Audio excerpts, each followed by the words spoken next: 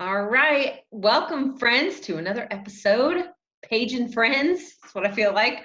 We're doing a little series called So You Think You Want to Homeschool, and I'm interviewing some of my favorite homeschool moms out there. And today we have a special guest, my friend Marlene Baron, all the way from Tampa, Florida. For those of you who don't know, I live in Seneca, South Carolina, but I'm from Florida, and I first met Marlene.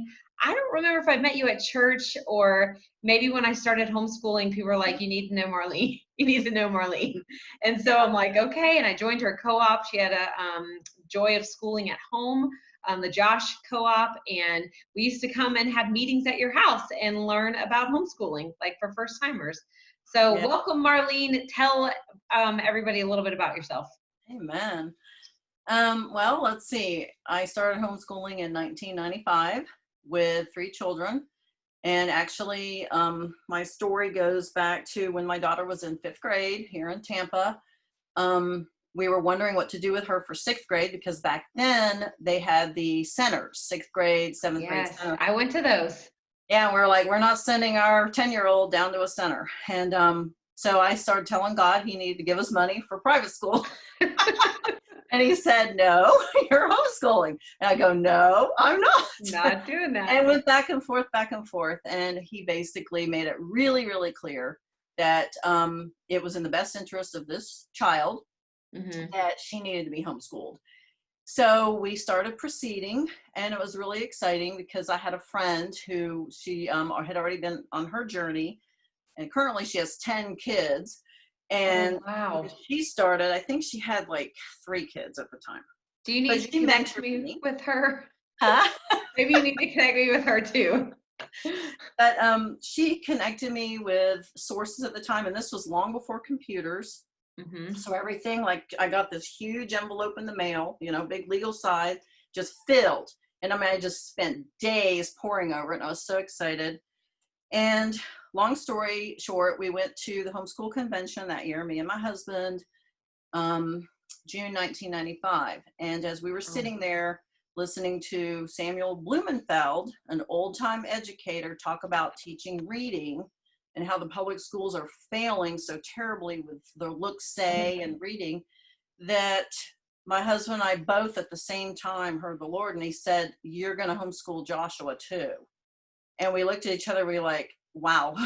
So God loves surprising me when you don't expect it. Yeah. So here we're focusing on thinking it's just my 6th grader for the new school year. And my 1st grader can just go right into the elementary school where she spent a few years and she did fine. Yeah. And God said no. And so we started that fall with a 6th grader, 1st grader, and pre-K 4. Okay. So thus began my journey.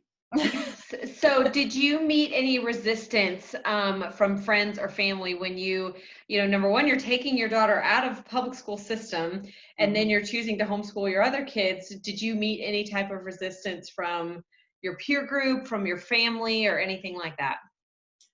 Not really. We were rather blessed in that arena. Most of the time it was just questions like, what exactly is, a lot of times people would say home teaching, and I would get questions at the grocery store if I had my kids with me, and I'd go, well, they're homeschooled. Well, do you have to have a degree for that? So I would find myself just educating people. As far as my family goes, pretty much everybody was very supportive. My father-in-law was a high school English teacher, so he, of course, had questions and some concerns. Right. And then my own father, PhD, so all about the upper higher level education. So he was more concerned about, will they get into college? And pretty much all their fears were cast to the wayside as they saw the success of my kids as we went along. Right. Especially when talking with them directly. That's awesome. So what kind of method, as I'd like to tell you, there's several methods of homeschooling out there, and you were maybe not one of the first homeschool. I know my husband was homeschooled way back when, before it was a thing, really. Yeah. So what method or what type of homeschooling would you say that you typically fell into? Or did you change over the years of homeschooling? Oh, yeah. Let's see. Okay, that was, let's Number see, 3. number 3. And then you also asked a similar question later down. Let's I see. might have. Well, basically, like right now, I'm homeschooling my youngest, and What grade is she in? she actually just finished 12th grade, but we're Okay. doing a super senior year next year. Okay. So she'll actually graduate from high school next May. And the Okay. reason for that is because I was taking care of a parent for several years, and it very much affected being on track with her, especially once she hit high school. So we pretty much lost her 9th grade year due to the intensity of my mother's healthcare that year. Yeah.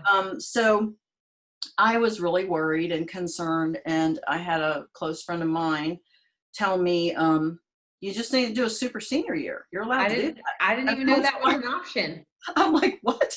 She goes, yeah, you just don't withdraw, you just keep running the county, And so that's what we're doing. And it seems to really be the best thing overall, because even she herself told me recently that she's really happy to do this. She feels like she needs another year. Yeah. So it's really cool. And I'm not ready to give up homeschooling yet. Oh so my one more goodness. year.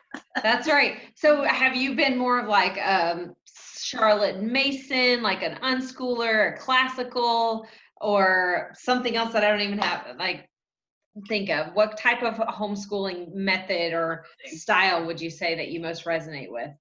Okay. I am going off your list. Okay. Because me, I'm a list maker. Yes. Well, so with Rachel right now, once she hit 7th grade, she really is more traditional. She likes the textbooks because she's an artist. So she's all over the place, art, writing, drawing, so that she needed to have something that was really structured. Yeah.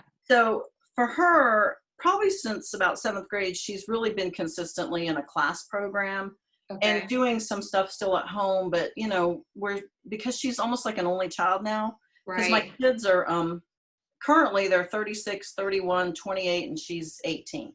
Okay. So she really has been homeschooling as an only child for years, because my last homeschool graduate was 2009. Yeah. So, and so for her homeschooling has been very different than my older 3. Okay. So, in what way? What did you do differently with your first 3 than you've done with Rachel? Well, the first 3, we were home all the time back then. And there wasn't, all these class programs weren't available. It was maybe in a co-op here and there. But the biggest social force was the homeschool support groups. Right. The group I was in at the time was Tampa Bay Christian Home Educators. They had up to 100 families. We would meet at Lake Park, and there'd be 90 families would show up. It was big. And so my kids had a strong friend base back then. Right. That there wasn't a lot to do, so we made it happen ourselves. So Siobhan, of course, my older one, she was older. I was 6th grade and 1st grade, so there was a huge gap, and she's a self-starter. So I basically just said, here, this is what you need to do, and she just did it. She was motivated. So I spent more time with my boys since they were only 3 years apart, and I did a lot of stuff with them together. So I basically always focused on the 3 R's and unit studies. Okay. And I read a really good book called How to Homeschool, A Practical Approach by Gail Graham. And I think she wrote it in the early 80s. And basically it's the 3 R's and units. And that's what I did with them. And I always went toward a Charlotte Mason methodology. In unit studies, and I wrote all my own unit studies, and but we did it with a Charlotte Mason flair. I wasn't 100% Charlotte Mason, though I absolutely love her ideas.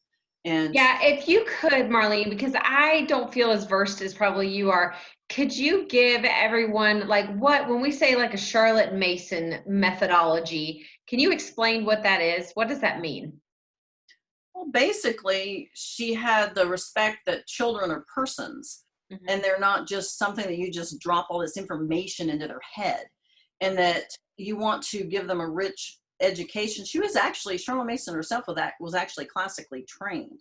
So Okay. she had the mindset of giving them a rich, liberal education with living books Okay. and not these bits and pieces of pre-digested matter, which is why I pretty much stayed away from textbooks, because that's what those are.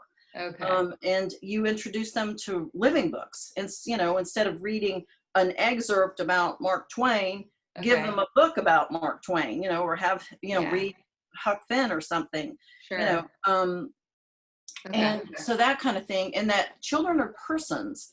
And she was really big about habit training, that was the most important thing, and especially in the early years, because if you don't teach your kids good habits and how to obey the first time and to do what they're asked to, then you're going to struggle. And she firmly believed also that don't let your kids dawdle over work. Like if they're taking more than 15, 20 minutes, remove what they're doing and give them something else. They may not be ready for it. See, to be sensitive, some people criticize it that it can tend to be more child-centered, but I don't really think so, because she, when you really start reading her philosophy, and that life, it's an education, it's a discipline, all of life. Well, and I wish I would have learned more habits and trained my kids to have better habits, because the older I get, I realize that I've got some bad habits that need to be replaced, and just disciplines of deciding this is what we're going to do, and this is the way that we're going to behave, and this is the things that we're going to, even down to the, eating and exercising and waking up on time and going to bed on time. I mean, like, those are just good habits to get into, have a rhythm to get into. Well, as a homeschooler, you've got to be cautious, because like I was stricter back when I had the 3 home for years, because I had to be, that they weren't allowed to just go help themselves to food. You'd have your kitchen be dirty all day long, so that we had breakfast together and it was cleaned up. And then I always, we generally schooled 9 to 12. Okay. Took about an hour break or so, and then we would school from like 1 to 3. So morning was 3 hours, afternoon was unit study. I rotated. 1 month we do a history topic, the following we do a science. Okay. And that was mainly with my boys. And then, you have to have some order, otherwise you're always going to be cleaning the kitchen. Yes. And then, so that's, I would say, no, it's breakfast, and then they get a snack, and then lunch, and that's cleaned up, and maybe get another snack, kind of depending on the hour, and then dinner. And otherwise, but see, now I've gotten a lot more lax, because now I've got just the one. She just gets whatever she wants when she wants. Just like a free-for-all. I know, it is so hard. I think that was a big wake-up call for me too. When I first started homeschooling, I'm like, wait a second, everybody's wanting to eat all the time, and then nobody thinks that they have to clean up their stuff, and then I'm on their case with, wait, you got to wash your dish, and all. It doesn't just clean itself. So with back to the schooling stuff, the next question I have for you was, how do you know that you're teaching them everything that they need to know? I know that's one of the fears that we have, is that we're not ever doing enough or teaching them enough. So how did you overcome that? Well, I'm just going to read what I wrote earlier. Okay, go ahead. All those out there, I am very organized. And Miss Page sent me a huge list of questions. I did. And I answered every one on a Word doc. Okay. Read what you wrote. Tell us. One day I may write a book. There you go. This is the answer to that, is you will never teach them everything they need to know. How is that even possible? I learned more teaching my own 4 kids over the past 25 years of homeschooling than I learned in my 13 years of school and 2 years of college. The goal is to create a love and a thirst for learning. I want them to be lifelong learners and know how to find information and have the skills to excel. I would advise to find out the legal requirements of your state and follow those directives. Florida is great because we have a freedom to choose what we want to teach, but I always say the 3 R's in unit studies. Like, if the biggest thing with the young children is focus on teaching them how to read. Right. And to read well, and math skills. Everything else, I see parents always, well, what science or what history?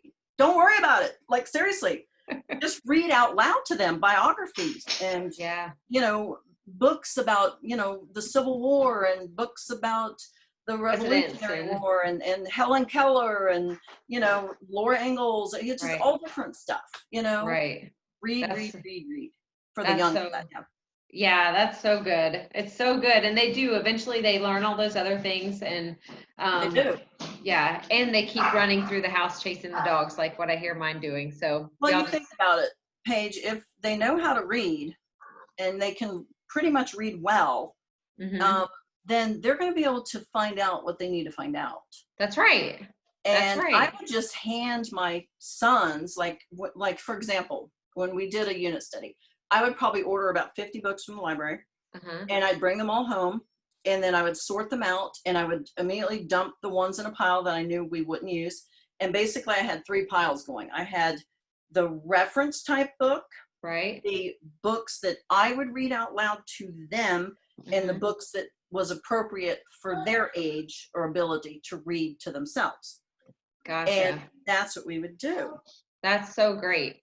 I need to go. Our libraries, I haven't even been to the library much lately because with all the COVID stuff going on, and I think they've opened back up, but not to where you can maybe go all the time, but you can order books, which is Yeah. so handy. I always had like a basket of books. That was But I helpful. would tell my one son, he was a strong reader at the time, I would hand him a book. And Uh-huh. he'd come back the next day and he'd hand it back to me. And I go, "Did you not like it?" He goes, "No, I read it." I'm like, "You read it?" So I The whole would thing open it up and already? I'd ask him questions, and he had read it. And so my sons mainly got a lot of their education through just consuming a lot of books they read. Books. Okay. Yeah. Okay. So my next question, which I think what advice would you give to your younger homeschooling self? Okay, let's see. Let me find that. What number was that That one? was number 5. I might be mixing up the questions because I had Yeah. typed up 2 different lists. So, Okay. Yeah, on me it's number 10. oh, it is. Yeah, I had sent out a few different question lists to different people. So, um, but what would you tell your younger homeschooling self? Well, what I would say is to not be so worried about what others say are necessary, or don't Mhm. be worried about the they out there, THEY. We're Yes. always going, well, they said I have to do this, or Who's they are that? doing it Yeah, that way, or that. And we as homeschoolers, I think, get really tripped up with the they. And sure. we're trying to pattern. And one, remember longtime dear departed friend, Debbie Strayer? Oh, yeah. One day she goes, "Who are they? Who Yes. are the they?" Yes. Yes. Like, they're nobody. Right. Right. You've made them up in your head.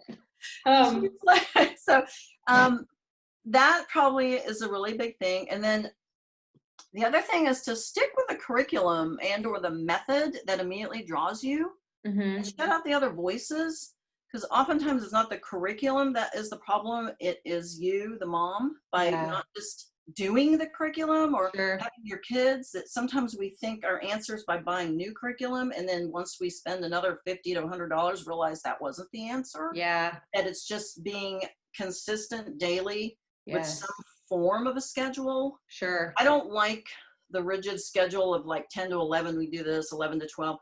I did it in blocks where Mhm. between 9 and 12 was generally like math and language arts, Okay.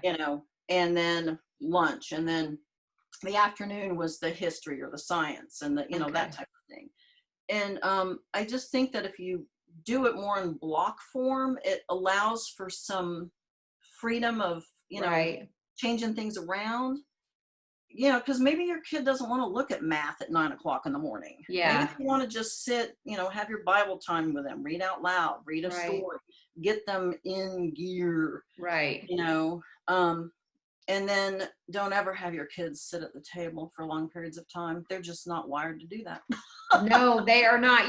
One of the books I had read was High Performance Habits by Brendan Burchard. And I remember one of the things he said in there is to make sure that even as adults or whatever, that you get up every 50 minutes at least and Yeah, walk around. Like nobody can concentrate on something for much longer than that. And so they can't. there is a huge benefit to just doing things in small 25, 30 minutes. Like that's enough on that subject. Let's go on to the next Exactly. break and go on to the next one. Exactly. So let me see if there's anything else. So basically, I was guilty of, spending a lot of time researching and buying new curriculum, thinking that was a problem. Like, turn off all the voices.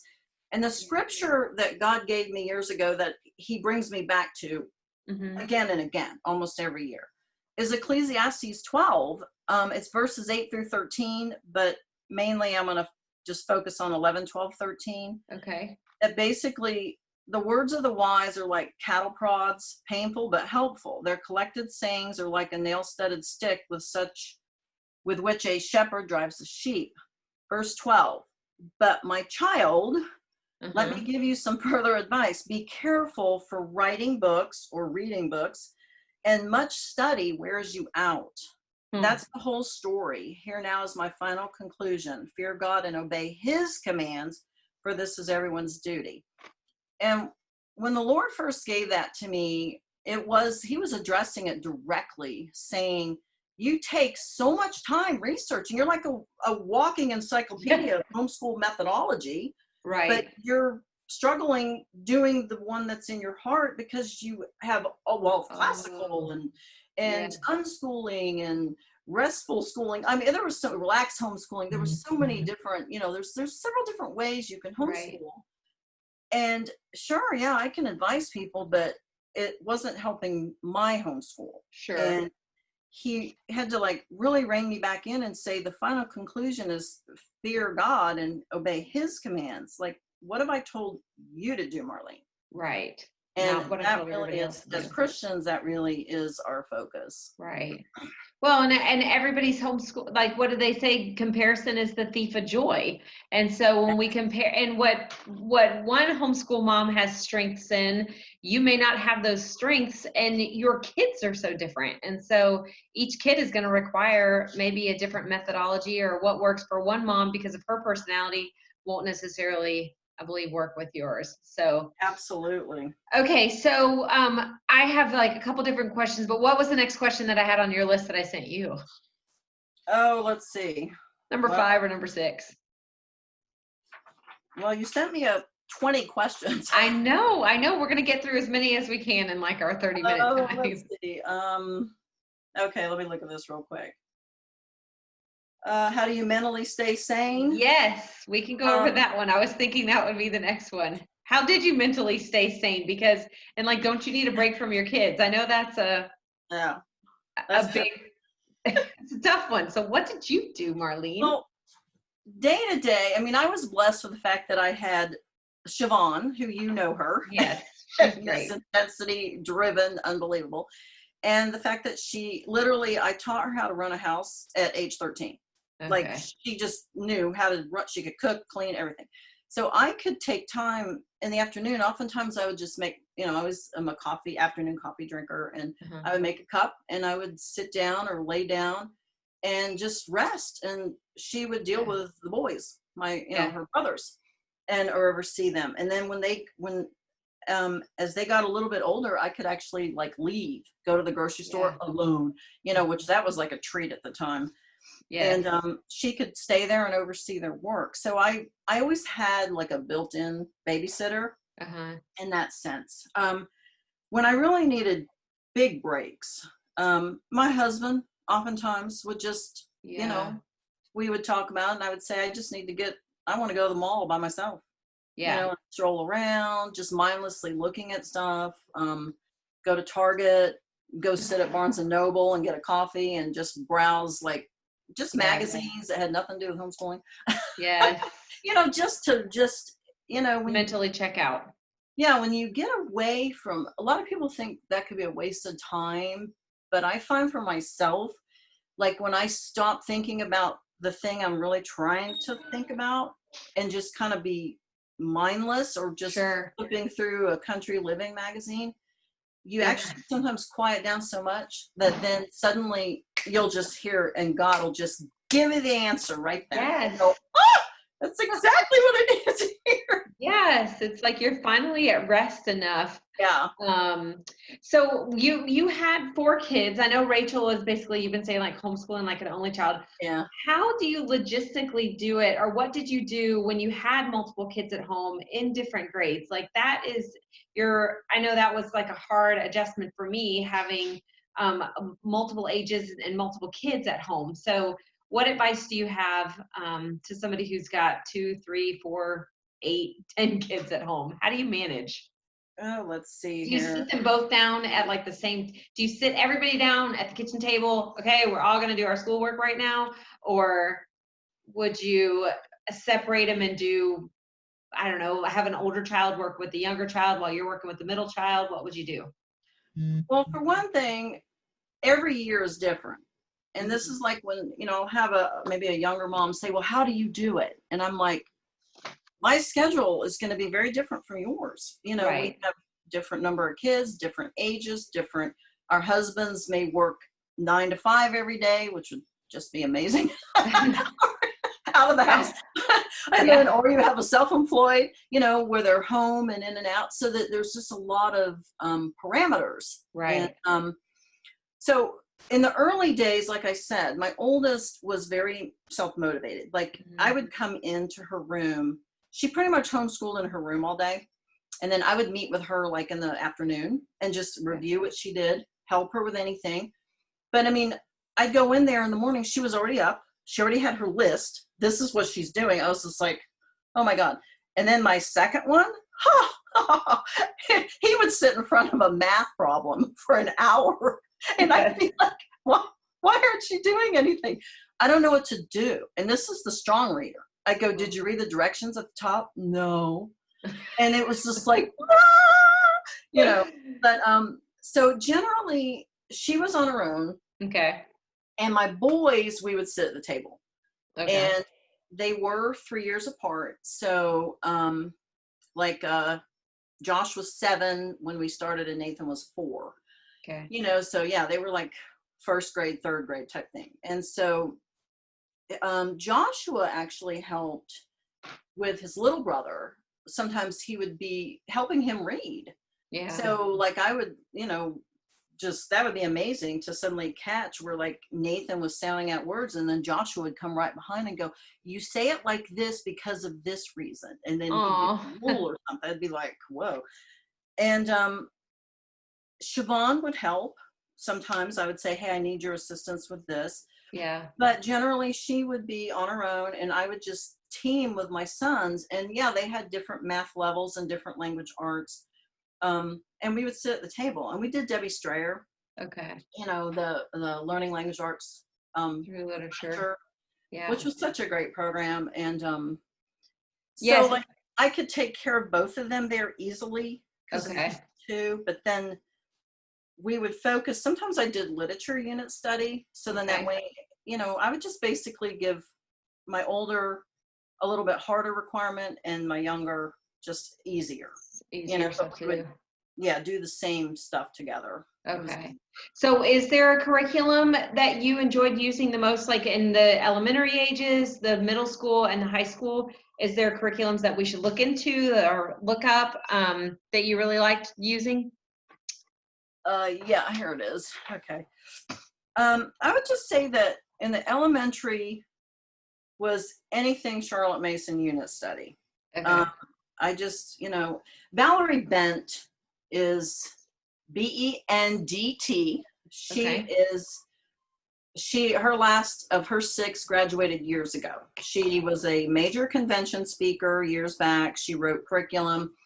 A lot of people today probably don't want to use her curriculum because it's the how to do unit study. Yeah. It's not all this pre-done stuff for you. Right. And, she had told me years back that, she goes, people want it pre-planned and just here, this is what you do.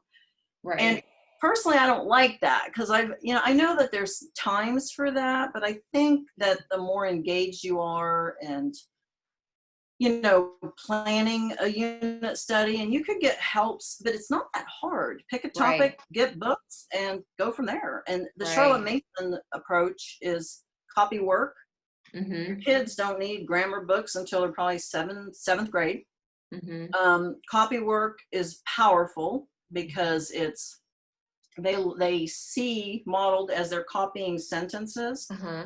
So like in a unit study, I would have my older son, he'd have to copy like a whole paragraph. my younger son, maybe 1 or 2 sentences. Okay. In that they see proper grammar, spelling, you Yeah. know, flow, syntax of a sentence, all of that. Sure.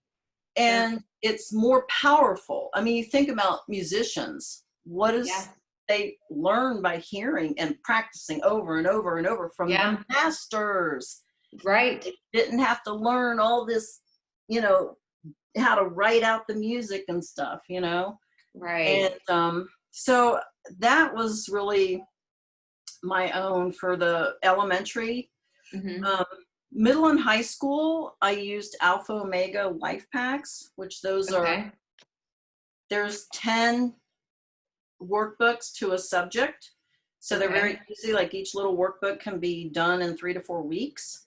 And I would do that like for their science, because once they hit the older years, they didn't really want to do the unit study and the nature study. We'd pretty much exhausted that. Yeah. And so I knew that they could read through it, and you know, they're very student friendly.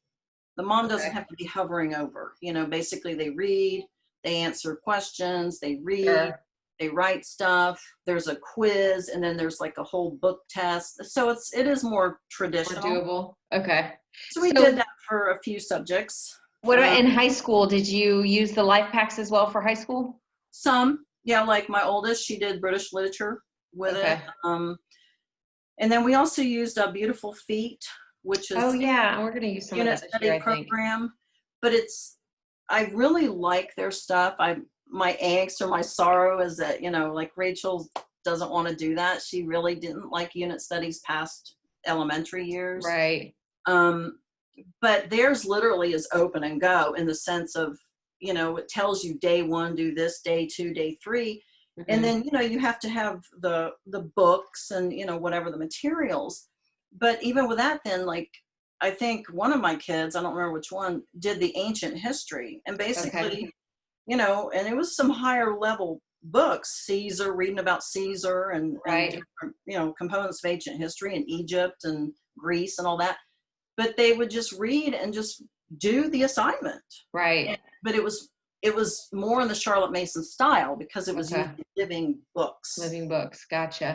So we did that. And then also I preferred a Christian worldview on most stuff, but at the same time, I bought a lot of books from Scholastic.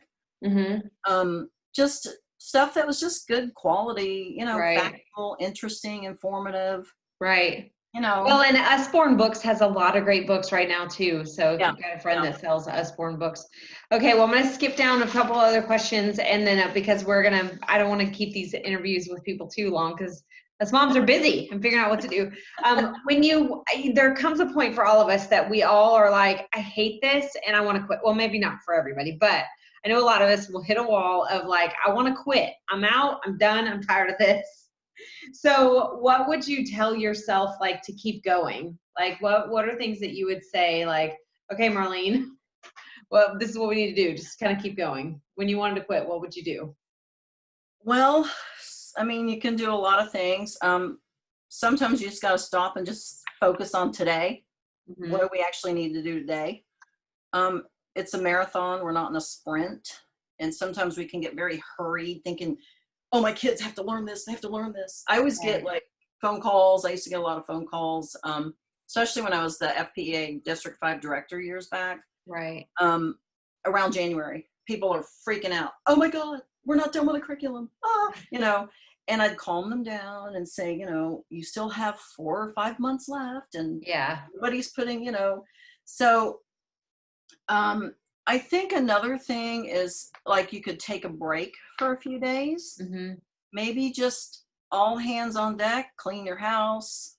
Yeah, get some order. Yeah, just get some order. Sometimes we keep moving forward in the midst of chaos. Yeah. And you just can't. Chaos, I don't care what type of personality you are. I just think chaos around you in your home, clutter is going to affect your thinking. It does. And your focus. Yeah. So you take some time and watch some Fly Lady or some YouTubers on how to get more organized and things like that. How did you handle like housework and homeschooling? Did you have like chore charts for your kids, or everybody have different jobs, or did you do it all, or how did you handle that? Chore charts never worked for us ever. I think they'd last, maybe a week. I don't know. Yes. Pretty much they just had assigned jobs. Yes. And we would rotate. Like 1 year, Josh would be in charge of getting the trash and taking it out. Oh, that whole year. Uh-huh. And then Nathan, when he got a little older, Siobhan, of course, my oldest, she helped with cooking and cleaning, everything. Yeah. And then once my sons got old enough, then their job, one of them was you're to clean the bathroom and you do the trash. Gosh. It would change year to Right. year. And, right. You just kind of figure it out as you go. Yeah. The other things, what was it I was going to say about going back to that question? Which one was it? Which one? About wanting to quit. Yes. Sometimes you have to just remind yourself why you're homeschooling and revisit what God told you. Yeah. Bad days happen no matter what your occupation is. Right. Teachers in a classroom, they can go in there with the best laid plans. Yeah. Understand that you are a teacher and responsible for your children's education, but stuff happens even with the best laid plans. Everything looks good on paper. Sure. You start living it out. You're realizing, this isn't going to flow like I thought. Right. And I just think you have to step back and say what is really necessary, that if all you get done that day is reading, your language arts and math, that's fine. Then it's a good day. Out loud to your kids a lot, all the time. Yes. Yeah, I know. Get it. And for me, I'm like, get them outside. Get kids outside as much as possible. And that's been the beauty. I remember when we were living in Florida, I'd take my kids to the pool first thing in the morning, and I would always kind of feel bad, like we're playing hooky, but really it worked better to get their wiggles out before we started doing any type of schoolwork. So that's a good point, because I would do that, especially with my sons. We would generally start at 9. But they would get a snack, and I would make them go outside in the backyard. And we live in the Forest Hills area, so it's very heavily wooded. Right. And it's an old neighborhood, but a lot of the yards are pretty big. So we have almost a 1/4 acre. So our backyard is enormous, but it's all like fenced in and trees, but I would just say, get outside, and they would climb the tree. They'd ride their bike in the back deck and, run around for like 10 or 15 minutes. And I would tell them, you have 10 minutes. Right. But they would get that energy out. Yeah, I think that helps a lot with kids. Like if they wake up in the first thing in the morning and eat breakfast and you want them to sit and start doing school, you're going to meet a lot of resistance. So go for a walk or walk the dog, jump on the trampoline, swim in the pool, whatever you can do just to get that first, you'll actually focus a lot more later on. And I gave them incentive. We pretty much had a 4-day school week. Okay. And Friday morning would be just the 3 hours, but we generally, I would say Fridays, we would go places together. Yeah, have a field trip. Homeschool park day once a month. Yeah. We would we did our own field trips. Sometimes I would just say, hey, let's just go to McDonald's. I'll get everybody a shake. We'll go to Target, McDonald's. They just love that. Yeah. They could browse around on the toys at the time. Sure. So where they had kind of an incentive that every Friday we would do something more fun. Something, yeah. Yeah, that makes them look forward to it.